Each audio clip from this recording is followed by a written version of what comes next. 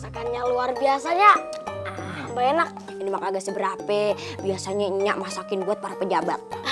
Nyak, tapi kok ayamnya kecil banget deh? Perasaan Babe tadi motong yang paling montok ayamnya.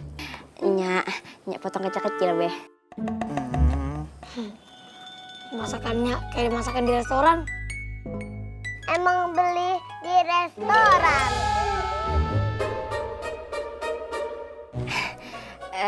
Ita suka ngada-ngada deh.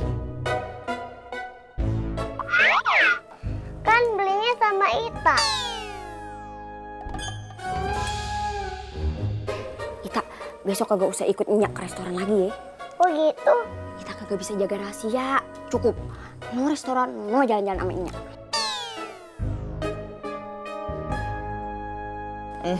Babe udah